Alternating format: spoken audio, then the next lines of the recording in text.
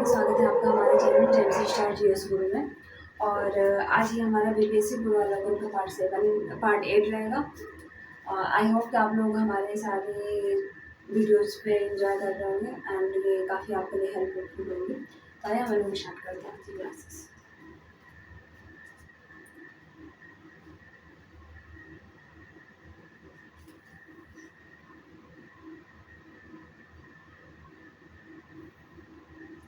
आज का हमारा टॉपिक है मुगल कालीन साहित्य।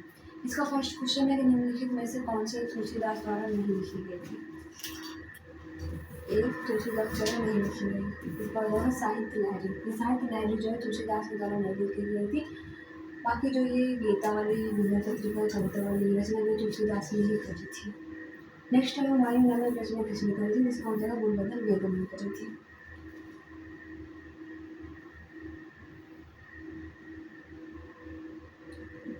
नेक्स्ट हमारा क्वेश्चन है तत्कालीन अकबरी, जिसे कभी कभी अबुल फजल के अकबरनामा से अधिक विश्वसनीय माना जाता है, किसके द्वारा लिखा गया। इसका हो जाएगा निजामुद्दीन और अहमद के द्वारा।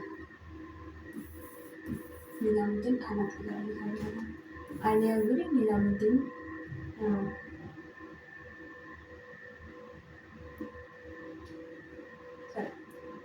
आईने अकबरी लिखी गई थी ये अबुल फजल के द्वारा।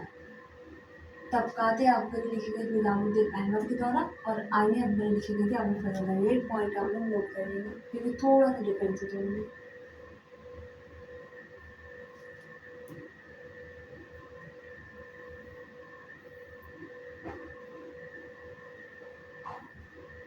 नेक्स्ट हमारा क्वेश्चन है फतवात आलमगीरी किसके द्वारा लिखी गई। इसका हो जाएगा ईश्वरदास नागर के द्वारा लिखी गई थी।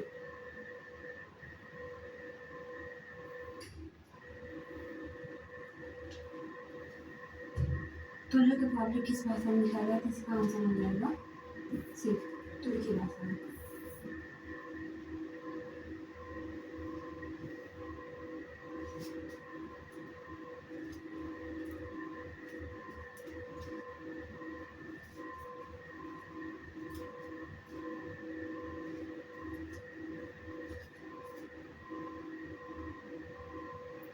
नेक्स्ट टॉपिक है मुगल काल का विविध वाला टॉपिक। इसको देखिए मैच करना है। ये पिता और पुत्र से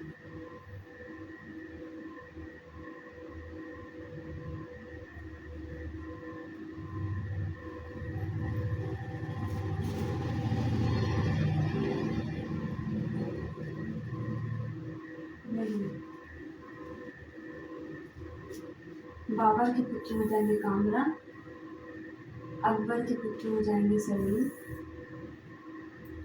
और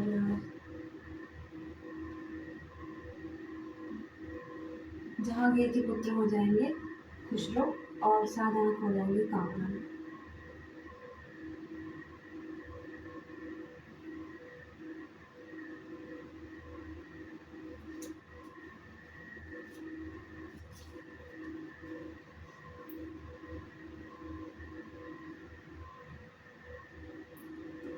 देखिए उसके क्वेश्चन तो ज़्यादा नहीं, बट हाँ इसका हम लोग एक्सप्लेनेशन देख लेते हैं। जैसे बाबा के पुत्र में हुमायूं, कामरान, मिर्जा अशकरी और दिलदार थे।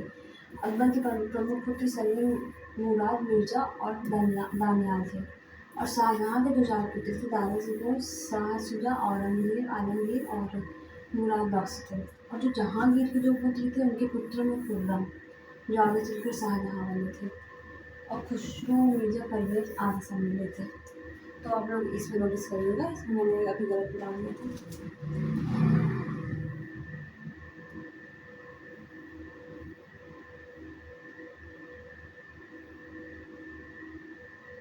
देखिए अब इसमें है कि इमारत बनाने वाला है वली। इसका हो जाएगा हरियाणा के पानीपत में स्थित काबुली मस्जिद बनाई थी बाबर ने। और पानीपत की लड़ाई जो 1526 में हुई थी, तो इब्राहिम लोधी पर विजय की स्मृति में उन्होंने बनाया था 1526 में। और 2.5 दिन का झोपड़ा बनाया था कुतुबुद्दीन ऐबक ने। और इलाहाबाद का किला बनाया गया था 1583 में मुगल सम्राट अकबर के द्वारा। और एतमाद उद्दौला का मकबरा बनाया गया था जहांगीर की पत्नी नूरजहां द्वारा। ये इन्होंने अपने पिता मिर्जा गियास बेग जिन्हें एतमाद-उद-दौला की उपाधि प्राप्त थी, की स्मृति में बनवाया गया है। नेक्स्ट है किस निम्न में से किस युद्ध में मुख्य विरोधियों का सही उल्लेख नहीं किया गया? इसका हो जाएगा पानीपत का द्वितीय युद्ध, टीपू सुल्तान और मराठा।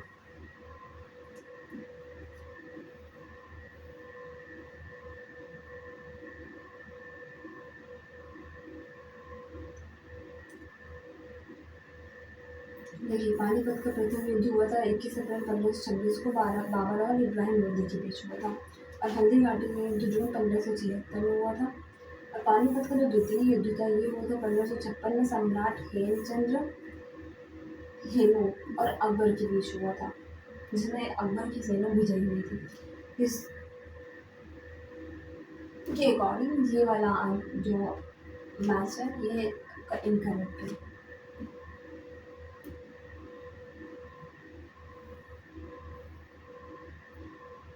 नेक्स्ट हमारे निम्न में से किस बंदरगाह को मुगल काल के दौरान बाबुल मक्का मक्का का द्वार कहा जाता है? इसका आंसर हो जाएगा सी सूरत। सूरत को बाबुल मक्का का द्वार कहा जाता था क्योंकि मक्का की तीर्थ यात्रा सूरत से शुरू होती थी।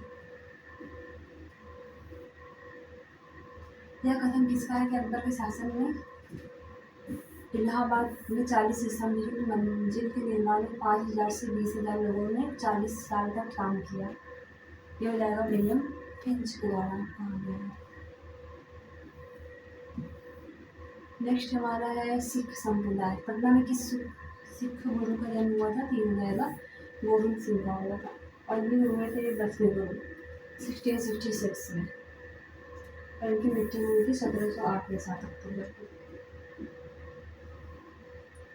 नेक्स्ट है सिख तीर्थ स्थल तख्त श्री हरमंदिर जी पटना साहिब, जिसे दूसरा सबसे पवित्र तख्त माना जाता है, स्थित है पटना में।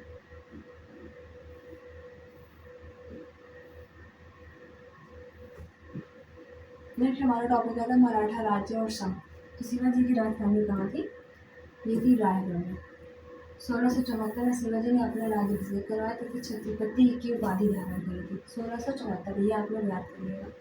और इन्होंने रायगढ़ को अपनी राजधानी भी बनाई थी। और इनके टाइम सबसे महान विद्वान जो थे बनारस के पंडित विश्वेश्वर उर्फ गंगा भट्ट, उन्हें क्षत्रिय घोषित करते हुए इन्होंने ही उनका राज्याभिषेक कराया था। अष्ट प्रधानमंत्री परिषद किसके राज्य में सहायता करती थी? ये हो जाएगा शिवाजी।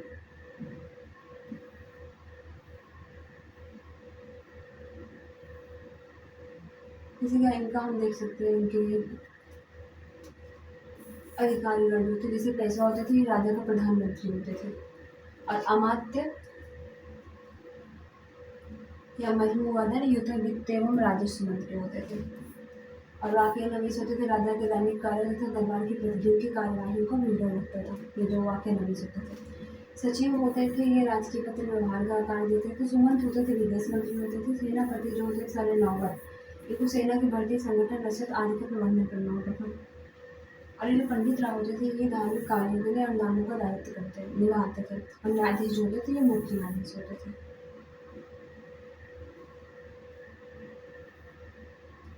देखिए अब इसमें मैच करना है अधिकारी और विभाग से, तो आप ये सारी चीज़ें देख के आप इसको इस आंसर को क्वेश्चन को सॉल्व कर सकते हैं। नेक्स्ट हमारा अष्टप्रधान गठन किसने किया था? इसका आंसर हो जाएगा शिवाजी ने। अष्टप्रधान मंत्रिपरिषद थी मराठा में। सरंदारी प्रथा किससे संबंधित है? इसका हो जाएगा मराठा राजस्व प्रथा से।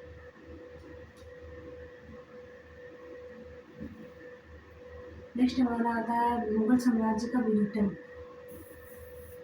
मयूर सिंहासन में बैठने वाला अंतिम मुगल सम्राट कौन था? मोहम्मद शाह थे।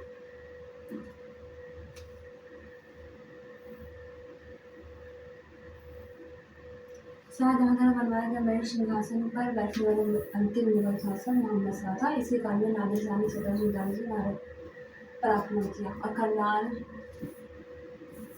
युद्ध में मुगल सेना को पराजित किया था। निम्न में से किस मुगल बादशाह को वजीर गाजी उद्दीन ने दिल्ली में दाखिल नहीं होने दिया? इसका आंसर हो जाएगा शाह आलम द्वितीय। नेक्स्ट क्वेश्चन है, मुगल बादशाह बहादुर शाह जफर के बारे में कहा जाता था कि उनके साम्राज्य की सीमत थी। इसका आंसर भी देखिए, बिहार लोक सेवा ने एग्जाम नहीं माना था, इसलिए इसमें देखिए बहादुर शाह जफर के बारे में नहीं बल्कि मुगल शासक शाह आलम द्वितीय के बारे में फारसी भाषा में कहावत प्रसिद्ध थी कि सल्तनत शाह आलम आज दिल्ली तब आलम, अर्थात शाह आलम के काल में मुगल साम्राज्य सिकुड़ते दिल्ली के लाल किले से पालम गांव तक रह गया था। शाह आलम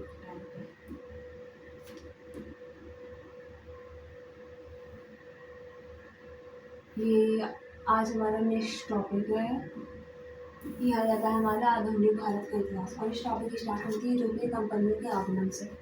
इसका फर्स्ट क्वेश्चन है, प्रथम भारत वायसराय जो भारत में हुआ था पुर्तगाली उपनिवेश में, इसका हो जाएगा अल्मीरा।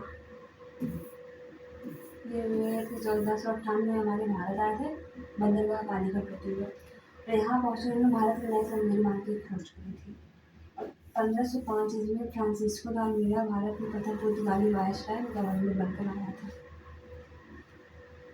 और अल्मीरा ने ही ब्लू वाटर पॉलिसी भी लागू कर रही थी, ये नीला जल की नीति।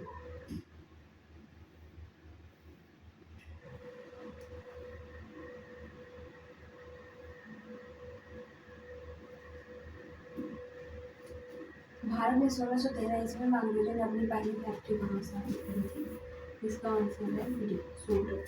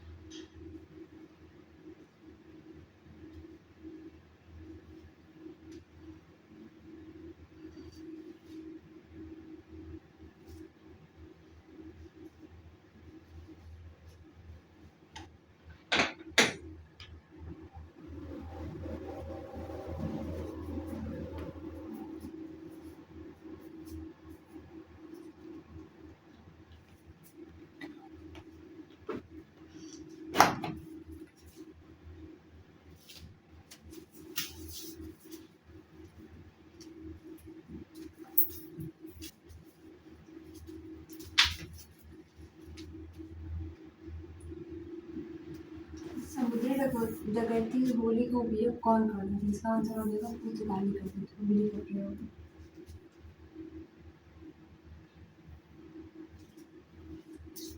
नेक्स्ट है, निम्नलिखित में से किस अंग्रेज अधिकारी ने पुर्तगालियों को सौवल्ली के स्थान पर हराया था? इसका हो जाएगा थॉमस वेस्ट ने।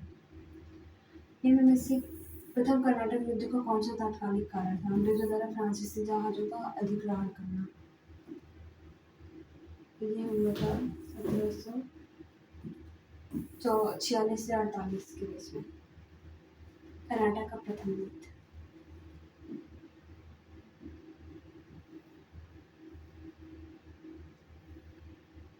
ये खत्म हुई थी एक्स्ट्रा की संधि 1748 ईस्वी में।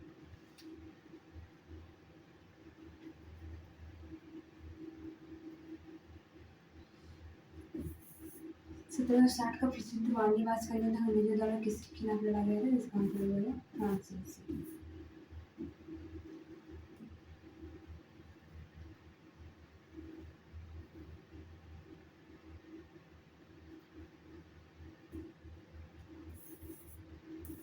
यूरोप वासियों को उत्तम सोना और अफीम की प्राप्ति होती थी। ये हो जाएगा बिहार से। अंग्रेजी शासनकाल में भारत का कौन सा क्षेत्र अफीम उत्पादन में जो प्रसिद्ध था? बिहार। आप लोग देख सकते हैं कैसे यहाँ पे बार बार क्वेश्चन के रिपीटेशन है।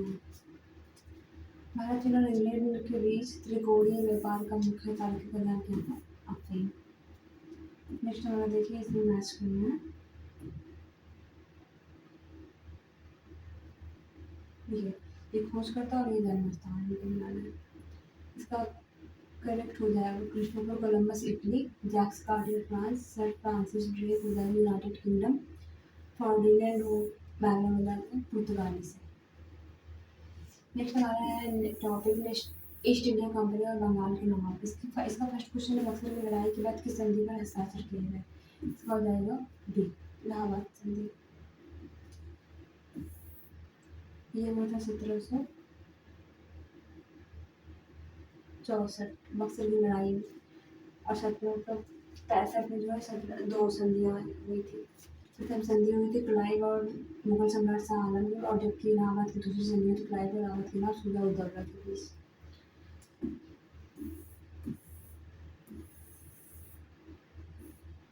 इलाहाबाद की संधि के बाद रावत क्लाइव ने मुर्शिदाबाद का उपदीवान किसे नियुक्त किया? तीन जगह मोहम्मद रजा खान ने।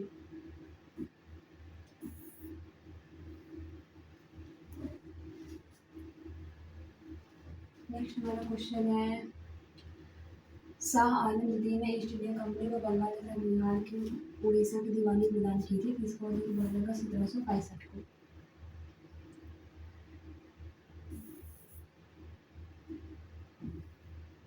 नेक्स्ट हमारा क्वेश्चन बंगाल में शासन प्रणाली किसके द्वारा लागू करी गई थी? जिसका रॉबर्ट क्लाइव के द्वारा। कोर्ट ऑफ डायरेक्टर बंगाल में जाति को समाप्त करने का निर्णय था। इस निर्णय को 1772 वाले एक्ट से लागू कर दिया।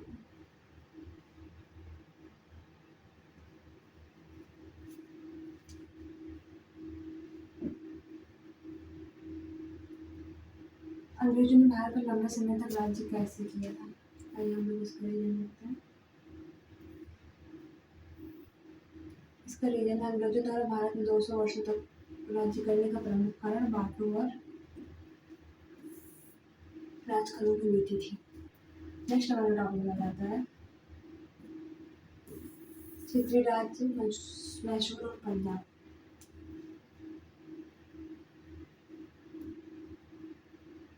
इसका फर्स्ट क्वेश्चन है टीपू सुल्तान ने अपनी राजधानी बनाई थी, इसका जगह श्रीरंगपट्टनम बनाई थी।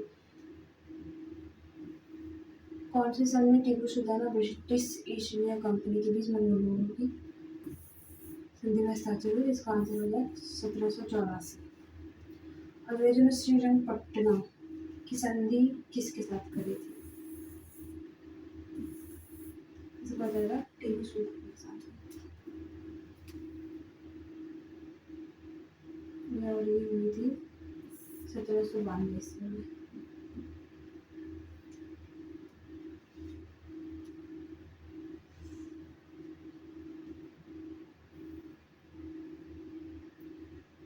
रणजीत सिंह ने सुप्रसिद्ध कोहिनूर हीरा प्राप्त किया था, इसका वजह 700 से।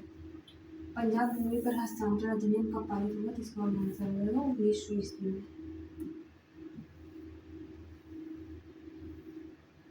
नेक्स्ट हमारा है पंजाब हिंदू सभा की स्थापना किस वर्ष हुई थी? जिसका हो जाएगा 1909 में। हिंदू महासभा की स्थापना अप्रैल 1915 में हरिद्वार के कुंभ मेले में सार्वदेशिक हिंदू सभा के नाम से की गई थी। 1921 में संस्था का नाम बदलकर अखिल भारतीय हिंदू महासभा कर दिया गया था। याद रखिएगा 1921 में। 1921 में।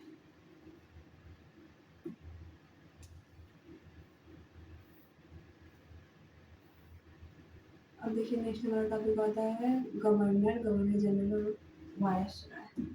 इसका फर्स्ट क्वेश्चन है भारत का प्रथम गवर्नर जनरल कौन थे? जिसका आंसर हो जाएगा या एक्सेल थी। आइए इसका एक्सप्लेनेशन है। वारेन हेस्टिंग्स को 1774 में बंगाल का प्रथम गवर्नर जनरल नियुक्त किया गया था। 1834 में लॉर्ड विलियम बेनेडिक्ट को भारत का प्रथम गवर्नर जनरल बनाया गया था। रॉबर्ट क्लाइव बंगाल का पहला गवर्नर नियुक्त किया गया था। इस पद पर 1758 से 60 ईस्वी और 1765 से 67 ईस्वी की अवधि में ये रॉबर्ट क्लाइव बने रहे थे इस पद पर। ब्रिटिश साम्राज्य के संस्थापक कौन थे? हो जाएंगे लॉर्ड क्लाइव।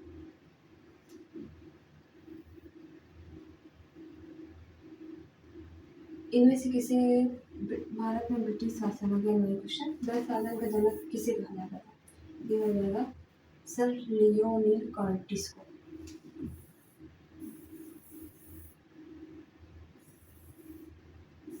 उन्होंने भारत सरकार अधिनियम 1919 के तहत प्रांतीय विषयों को आरक्षित और हस्तांतरित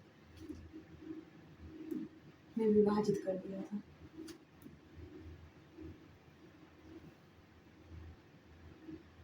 नेक्स्ट हमारा क्वेश्चन है द्वैध शासन प्रणाली को समाप्त किया था। तो ये हो जाएंगे वारेन हेस्टिंग्स।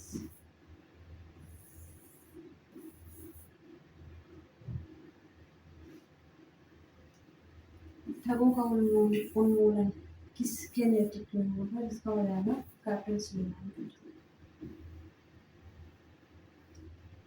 भारत में ठगी का उन्मूलन का श्रेय इसका हो जाएगा W.H. सुलेमान। आप लोग ये चीज नोट डाउन करते जाइएगा। देखिए थोड़े थोड़े वर्ड्स का डिफरेंस है और इन्हीं सारे वर्डों से ये क्वेश्चंस गलत हो सकते हैं। तो आप लोग प्लीज इस चीज को नोट डाउन करिएगा।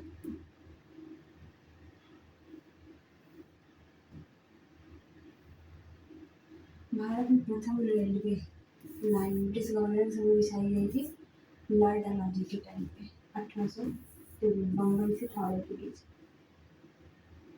निम्न में से कौन से सामाजिक सुधार विलियम बेंटिक ने प्रारंभ किए थे? इसका हो जाएगा 1, 2, 4। सती प्रथा का उन्मूलन, दास प्रथा का उन्मूलन और ठगों के संगठित गिरोहों का दमन।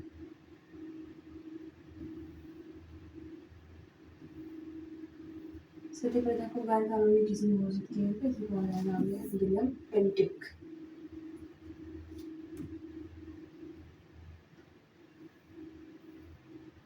अठारह सौ सत्तावन में भारत का गवर्नर जनरल कौन थे? इसका हो जाएगा कैनिंग।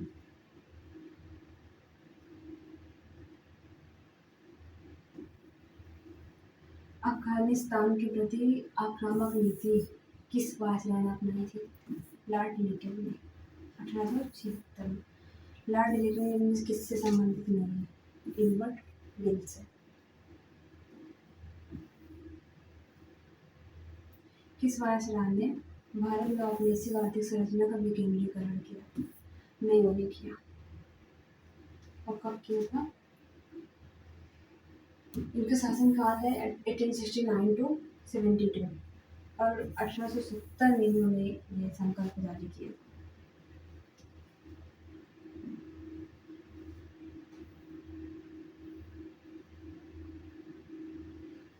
किसने सिंध विजित कर उसका अधिकरण किया? इसका आंसर हो जाएगा नेपियर ने के दौरान और पूर्ण रूप से कर लिया गया था।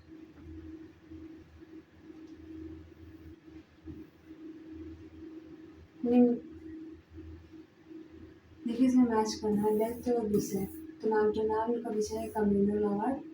लेनिथ जी रिलेटेड है अगस्त प्रस्ताव से। डलहौजी रिलेटेड है डॉक्टर नाथ से और जेम्स फोर्ड रिलेटेड है द्वैध शासन से। किस राज्य को लॉर्ड डलहौजी की हड़प नीति की तहत शामिल नहीं किया गया था? ये जाएगा जयपुर। बाकी हम लोग जानते हैं नागपुर, संबलपुर, सतारा ये सारे जो प्लेसेस थे शामिल थे उसमें।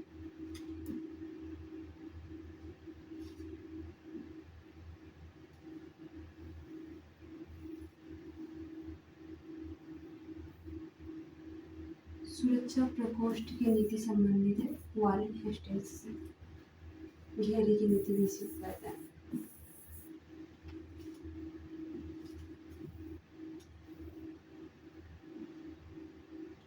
लॉर्ड वेलेस्ली की सहायक संधि को स्वीकार करने वाला पहला मराठा? ऐसा बाजीराव द्वितीय।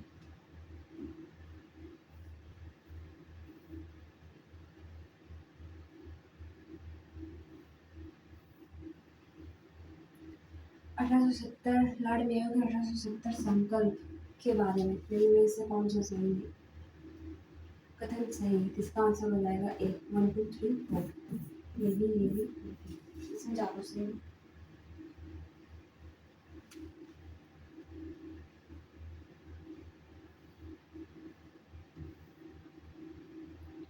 नेक्स्ट क्वेश्चन है, हमारे में से किस देशी रियासत को अंग्रेजों ने अपने क्षेत्र में शामिल नहीं बनाया था? ग्वालियर। अगर आप लोग देखें, लाड़ी नगर को जो कहा था 1842 से 44 में था, और लॉर्ड डलहौजी के प्रशासन के काल में प्रशासन का रूल आवध का विलय 1856 में किया गया था, और व्यक्तिगत के द्वारा 17 को विलय 1849 में हुआ था।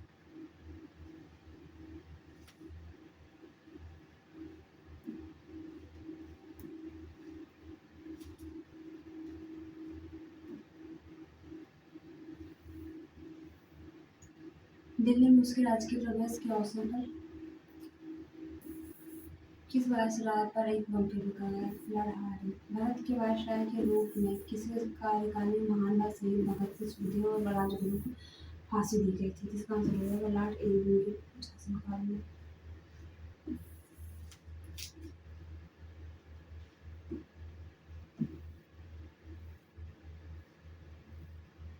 इसका नेक्स्ट क्वेश्चन है, किसने स्वतंत्र भारत के प्रथम प्रधानमंत्री जवाहरलाल नेहरू को साहस और दूरदर्शिता के एक उत्कृष्ट नेता के रूप में अभिवादन किया? इसका आंसर हो जाएगा लॉर्ड माउंटबेटन।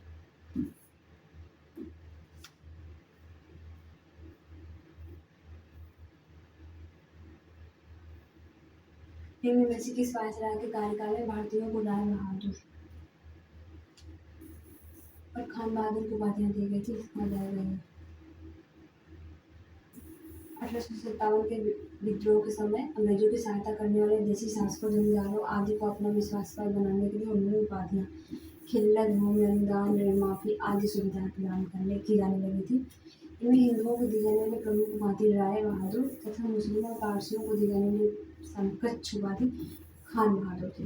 याद करिएगा, हिंदुओं को दी जाने वाली उपाधि राय बहादुर और मुस्लिम और पारसियों को दी जाने वाली खान बहादुर।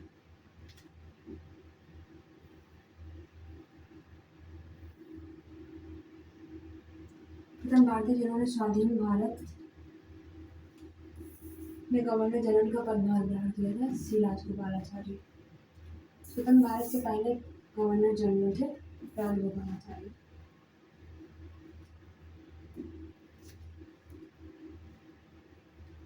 नेक्स्ट हमारा टॉपिक है ब्रिटिश शासन का भारतीय अर्थव्यवस्था पर प्रभाव।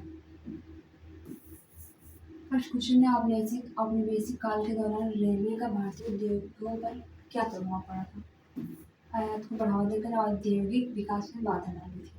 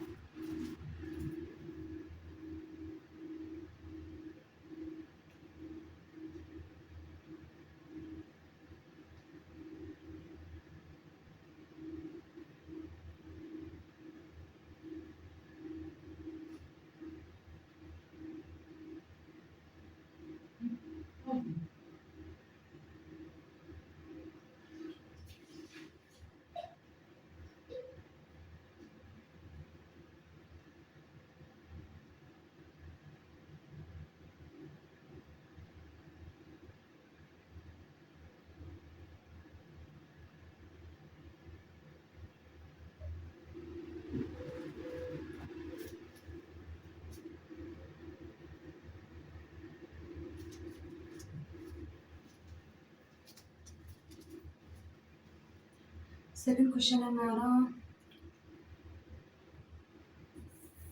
स्थायी बंदोबस्त किसके साथ किया गया? इसका हो जाएगा जमींदारों के साथ।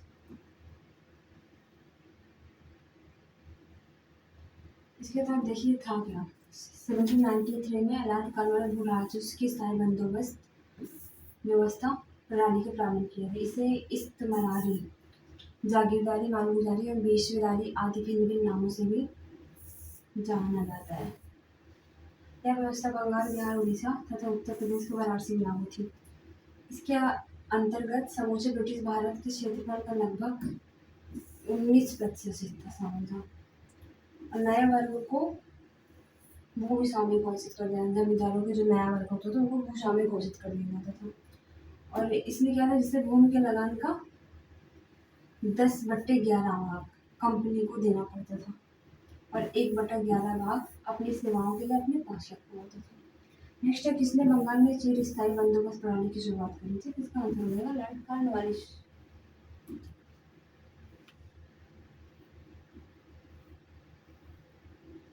मद्रास में रैयतवाड़ी पद्धति को किसने प्रारंभ किया था? तो इसका आंसर हो जाएगा थॉमस मुनरो। नेक्स्ट है, वह प्रथा जिसके तहत किसान स्वयं भूमि का मालिक होता था। इसका आंसर हो जाएगा रैयतवाड़ी प्रथा।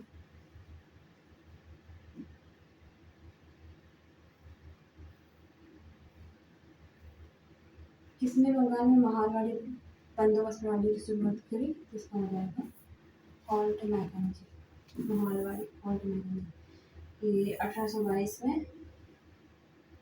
और इस प्रणाली में मध्य प्रांत, पंजाब समेत ब्रिटिश भारत का समस्त लगभग जो भी हिस्सा आता था यही आता था इसमें।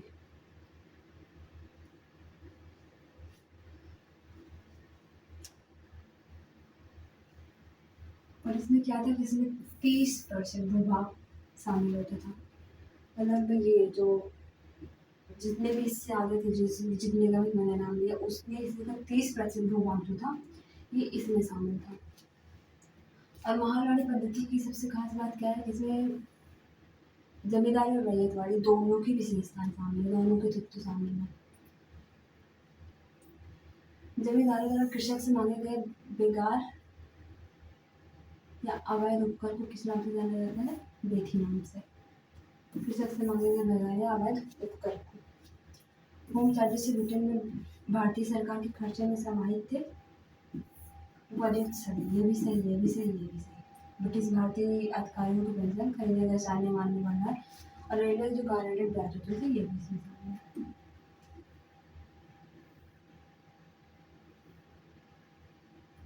नेक्स्ट हमारा क्वेश्चन है, पंजाब भूमि हस्तांतरण अधिनियम कब पारित हुआ था?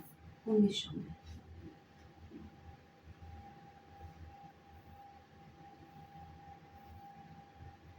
भारत में पहला सूती कपड़ा मिल किस वर्ष? इसका हो जाएगा 1818 में। कहाँ पे हुआ था? कोलकाता के पास फोर्ट ग्लास्टर में स्थापित की गई थी। हालांकि इस मिल को व्यावसायिक विफलता का सामना करना पड़ा और इसे बंद कर दिया गया। नेक्स्ट हमारा टॉपिक आता है 1857 की क्रांति। इसका देखिए, इसका फर्स्ट क्वेश्चन क्या है।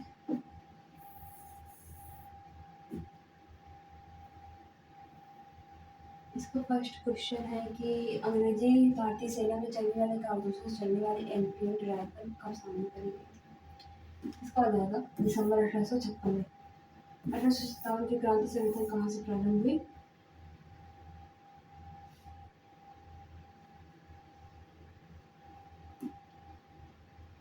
मेरठ से।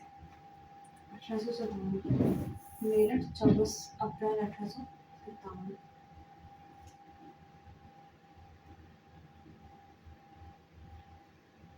1857 का विद्रोह सर्वप्रथम प्रारंभ हुआ मेरठ से।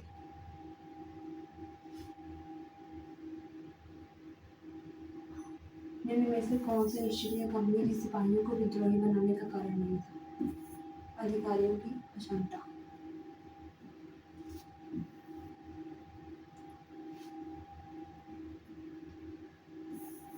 लखनऊ में 1857 का विद्रोह किसके नेतृत्व में आगे बढ़ा था? तो ये बढ़ा था बेगम ऑफ अवध।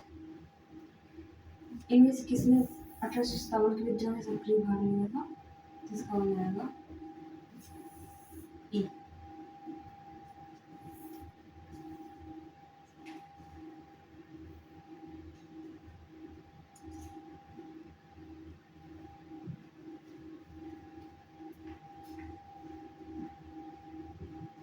इनमें से किसने अंग्रेजी ईस्ट इंडिया कंपनी के कंट्रोल के खिलाफ बगावत नहीं की?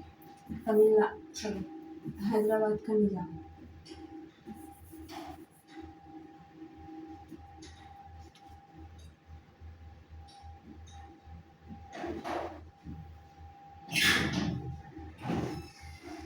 निम्नलिखित में से कौन 1857 में विद्रोह में अंग्रेजों का सबसे कट्टर दुश्मन था?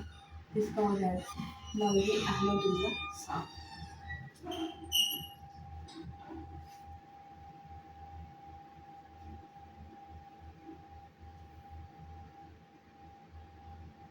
1857 के विद्रोह को किस उर्दू कवि ने देखा था? इसका हो जाएगा गालिब ने देखा था स्वयं अपने आंखों से। किसका नाम 1857 के आंदोलन से जुड़ा है? रास्ते टोपी।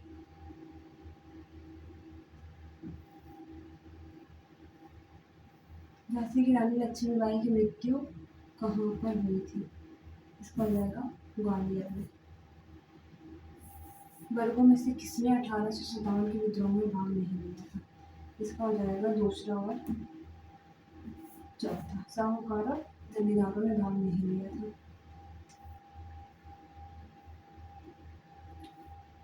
1857 का विद्रोह लखनऊ में किसके नेतृत्व में हुआ था? ये हुआ था बेगम अवध। 30 मई 1857 को ये स्टार्ट हुआ था। 1857 का विद्रोह मुख्यतः किस कारण से असफल रहा? किसी सामान्य योजना और केंद्रीय संगठन की कमी। अगर हम लोगों में अगर एकता उस टाइम पे रहती और एक ही योजना सब मतलब सबको पता होती कि हाँ यही मतलब इस टाइम पे करेक्ट टाइम पे हमको आंदोलन करना है, तो उम्मीद थी कि हाँ हमारा जो 1857 का जो विद्रोह था वो सफल हो जाता।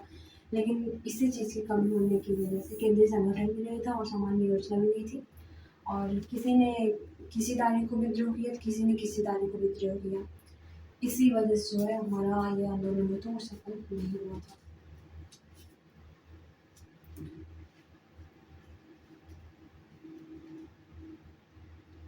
अठारह सौ सत्तावन के विद्रोह की विफलता में निम्नलिखित में से कौन से कारण थे? इसका हो जाएगा सभी।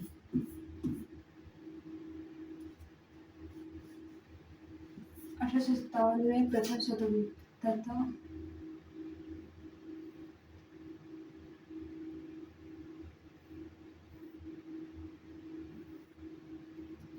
1857 में प्रथम स्वतंत्रता संग्राम ब्रिटिश सरकार से स्वतंत्रता प्राप्त करने में असफल रहा। रीजन बहादुर शाह जफर के नेतृत्व को जन सहयोग नहीं मिला था और अधिकांश महत्वपूर्ण रियासतों के शासक उनका साथ देने में कतरा थे।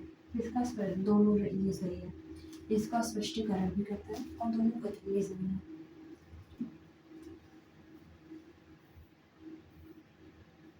नेक्स्ट है महारानी विक्टोरिया ने भारतीय प्रशासन को ब्रिटिश ताज के नियंत्रण में लेने की घोषणा कब करी थी? जिसका आंसर हो जाएगा 1 नवंबर 1858 को। किस तिथि को रानी विक्टोरिया घोषणा जारी हुई थी? तो ये हो जाएगा 1 नवंबर 1858 को।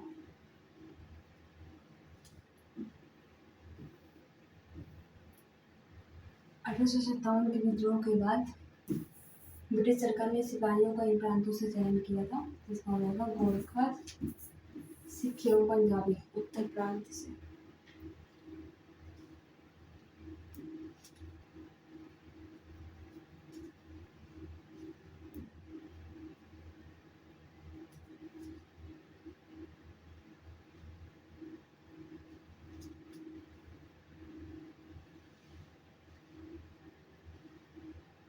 नेक्स्ट क्वेश्चन है हमारा, निम्नलिखित में से किसने 1857 के विद्रोह को एक षड्यंत्र की संज्ञा दी थी? सर जेम्स आउटरन और डब्ल्यू टेलर ने दी थी। नेक्स्ट है 1857 के विद्रोह को किसके द्वारा प्रथम भारतीय स्वतंत्रता के योग में वर्णित किया गया था? इसका मतलब है बीडी शामक।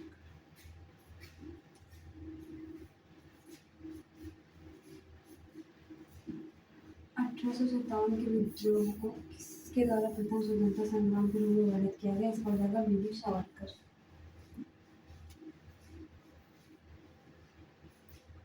नेक्स्ट है 1857 का विद्रोह किसके द्वारा प्रथम भारतीय स्वतंत्रता संग्राम का रूप दिया गया? इसका हो जाएगा वीर सावरकर। कौन सा युग 1857 के विद्रोह के दमन के बाद भारतीय फौज के नौ संगठन में संबंधित है, तो इसका जाएगा पहला युग।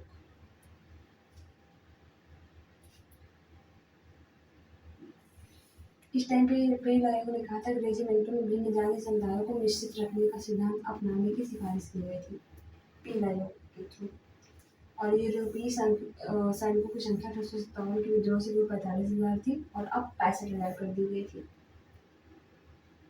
और भारतीय सैनिकों की संख्या 2,38,000 से घटाकर 1,40,000 कर दी गई थी। भारतीय सैनिकों से जो ये 1:2 का जो अनुपात रखा गया था, और जबकि मद्रास तथा बम्बई यूरोपीय सैनिकों का जो भारतीय सैनिकों का अनुपात एक अनुपात 2 था, और जबकि मद्रास तथा बम्बई में यह अनुपात 1:3 रखा गया था।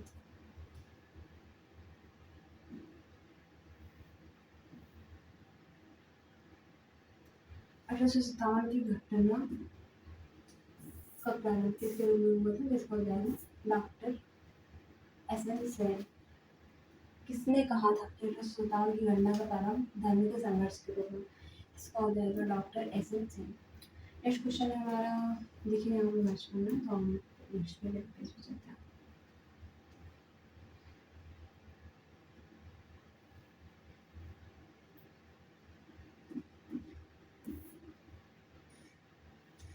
देखिए इसको मैच करना है, तो कुंवर सिंह जो है जगदीशपुर से रिलेटेड थे, हजरत महल लखनऊ से, खान बहादुर जी थे बरेली से, मौलवी अहमद जिन्ना थे हैदराबाद से। आज के लिए बस इतना ही। अब नेक्स्ट पार्ट में हम ये टॉपिक पढ़ेंगे अन्य दिन।